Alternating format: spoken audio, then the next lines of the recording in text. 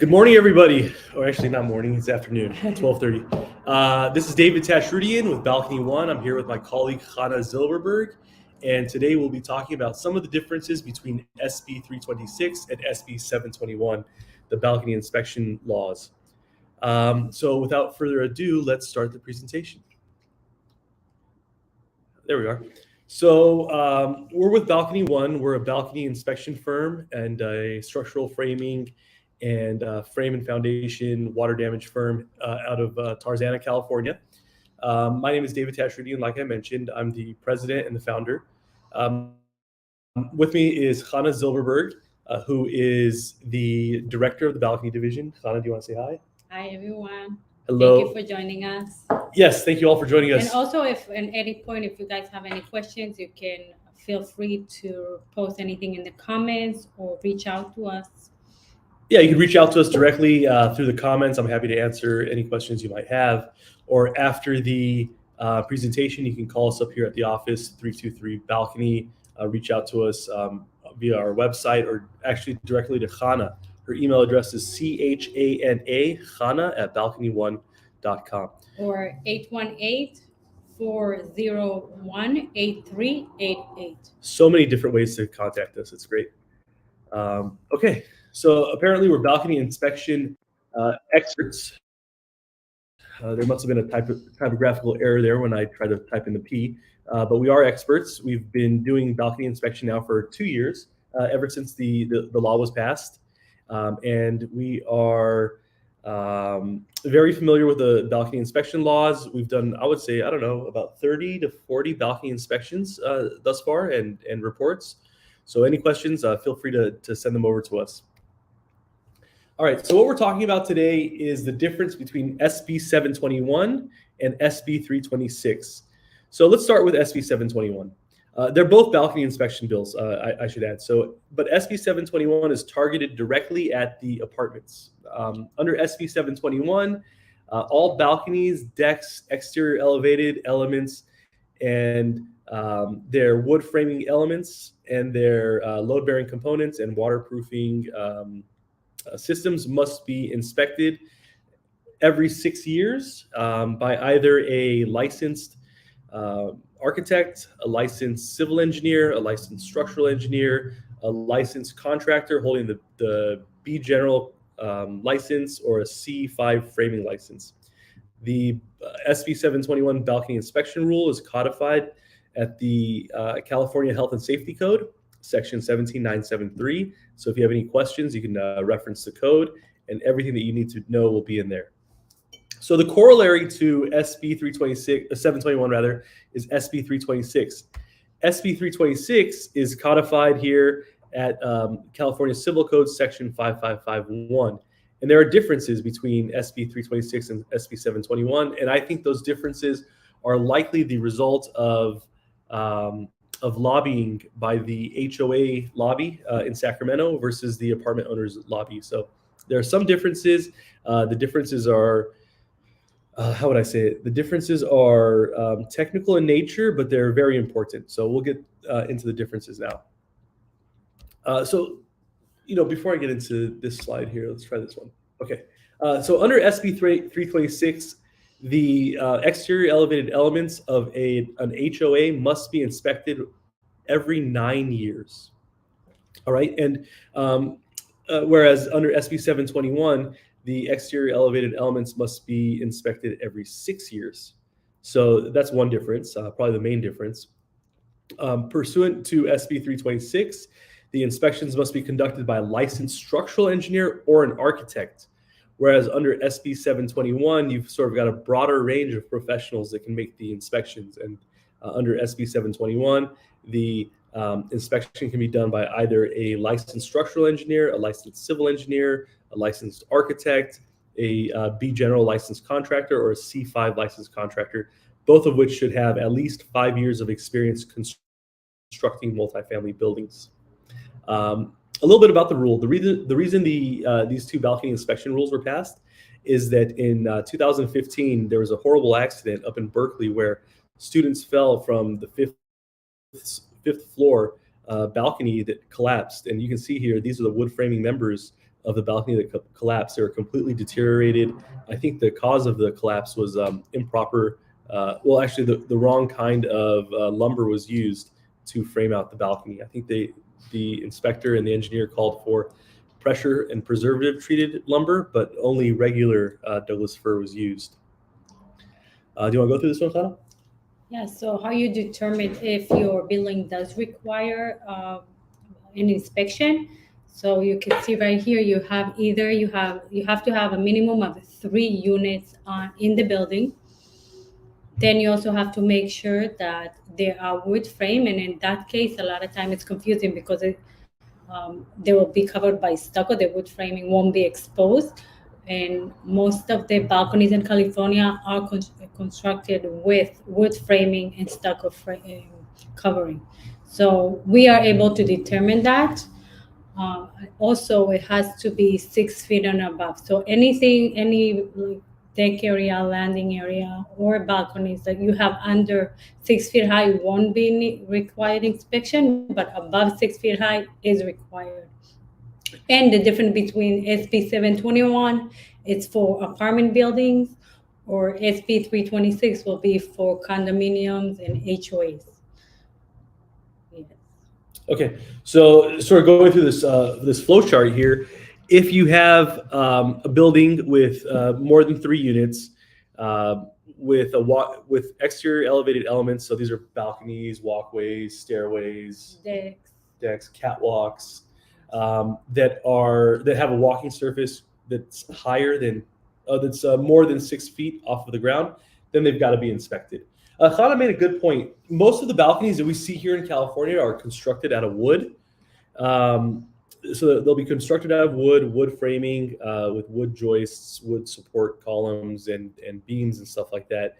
And a lot of times they'll be clad in stucco, so you can't really see the interior framing.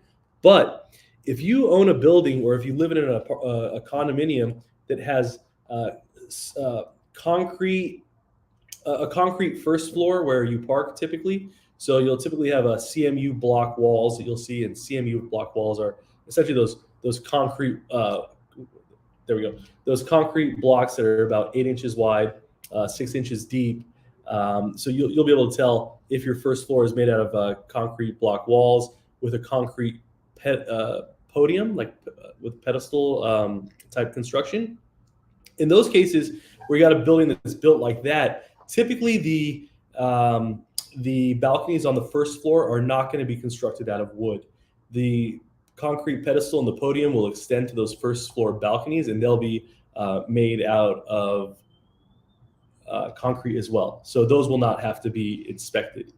If you have any questions about your building, you can always send us a picture, and we can tell you whether or not the building has that concrete first floor with the concrete podium, where the first floor balconies do not need to be inspected.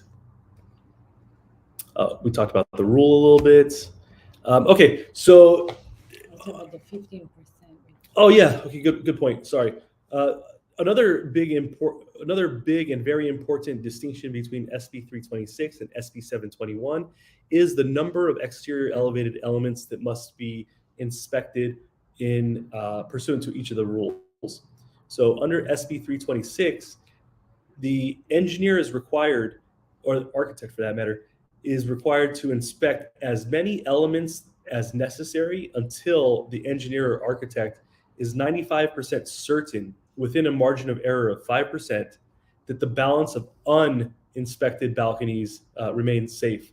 So let's say, for example, there's a community with 300 elements.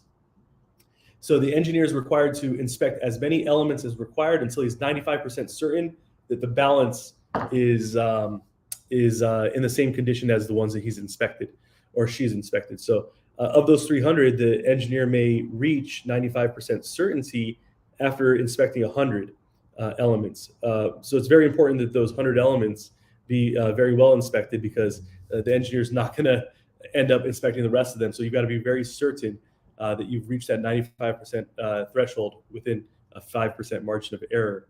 The rule is different, though, for apartment buildings. So under SB 721, 15% of each type of element must be inspected.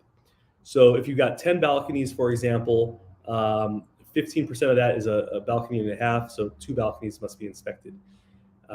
If you've got 100 linear feet of walkways or catwalks, 15 linear feet of those catwalks have to be inspected, although we typically inspect all the walkways. Is that correct? Yes. So for apartment building, we inspect and advise to do a minimum of 15% of each element. On the walkways, we do 100% inspection on the under surfaces, because those tend to have more of damage. And from our experience, also for the HOAs, we to make sure that we cover everything, we try to get for the first, we have it in 2 phases. So the first phase will go and we do visual inspection, and that will include inspecting the railings, inspecting the waterproofing system, using moisture meters, infrared technology to detect if there is any temperature change. So that will try to do 100% of the elements. Not always we're able to access all of the units, but of course, if we do it, we try to cover our 95% certainty. By doing all of them, right? Yes. So instead of just reaching 95%, we'll typically do 100%. Yeah, this is for HOAs. And then we go for a secondary borehole inspection on those elements that were flagged in the first phase to have any signs of water damage, or the railings are loose if we see that needs or failed further waterproofing or something like that. Yeah.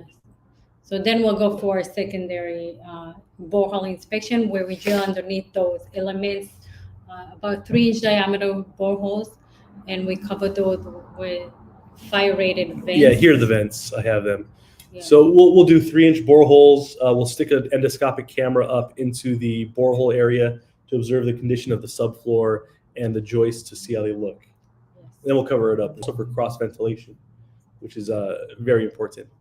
So that's the inspection methodology. Those are the basic differences between SB326 and SB721. You know, this portion of my this portion down here under SB721 of our presentation was cut off. I can fix it before we put this on YouTube, or if you'd like a copy of this, I'm happy to provide it. If you'd like a copy of the presentation, you can email me. Happy to provide it, and you'll have all of the information there for you. So now that we've gone over the basic differences, I want to talk about some of the projects that we're doing, 2 of them in particular. This one here, where is it here? I guess before we do that, let's talk about the definitions. The definitions between the 2 statutes, SB721 and SB326, are going to be the same. So what we're looking at are the exterior elevated elements, and those are going to be the railings, balconies, decks, porches, stairways, walkways, and entry structures that extend beyond the exterior walls of the building, and which have a walking surface that is elevated more than 6 feet above the ground. So that's the definition of an exterior elevated element. We're also looking at the associated waterproofing elements, like the flashings, the membranes, the coatings, and the sealants that protect the load-bearing elements underneath, the load-bearing components rather, underneath from water damage.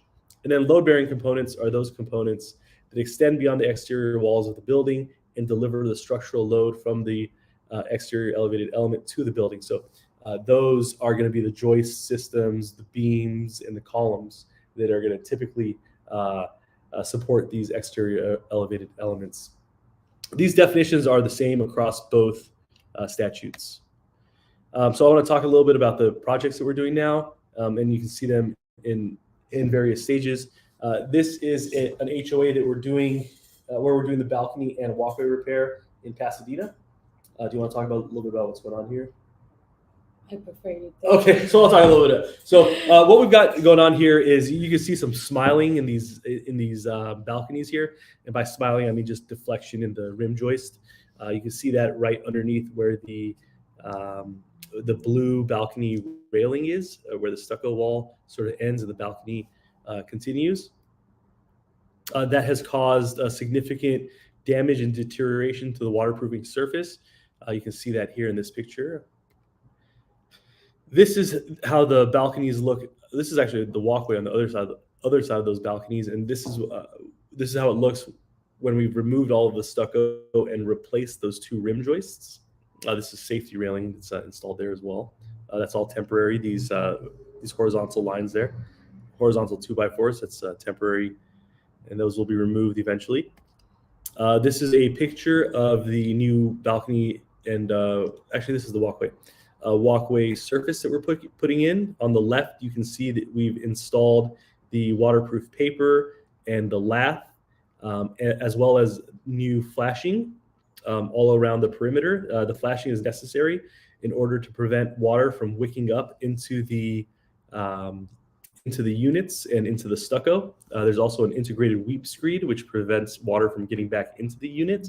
And then on the right, you can see the initial steps of the waterproofing. This is a concrete silica compound that we put down to make sure that the substructure does not get wet. So you're already waterproof at this point with the concrete put down like this, but we'll come back and do a surface coat as well. This is an example of a report that we drew up. You probably can't read this, but this is a report that we drew up after an inspection of the following exterior elevated elements. You'll see that it in the upcoming slides. So this is the exterior elevated elements that we inspected, and this is a report. What we noticed here when we did the inspection, that there were huge cracks in the surface of the balcony, compromising the waterproofing of the balcony and allowing water to enter into the framing structure below, and allowing water to affect the load-bearing components. So we flagged this balcony for secondary inspection after our initial visual inspection, and we did boreholes on the underside. And this is what we saw through the boreholes. As you can see, there's significant microbial growth on the underside of the balcony. So we recommended further destructive testing to remove the balcony surface, and this is what we saw. We saw deteriorated plywood subdecking. We saw deteriorated joists, and these definitely have to be remediated. Yes. Yeah, probably engineered and torn down, engineered and rebuilt. Okay, so I think that's it. We talked a little bit about the differences between SB326. I wanted to show you all some pictures of balconies where we've done the inspection and what's happened, and work in progress. So I think that's it, right, Fana? Is that? Yeah, as well. I'm not sure if you guys didn't sign up to our expo. So because we have a high demand, we extended another 24 hours to do RSVP. We have an expo in our office where we'll present all of our divisions, Balcony1, Retrofit1, and ADU1. We'll have also lunch.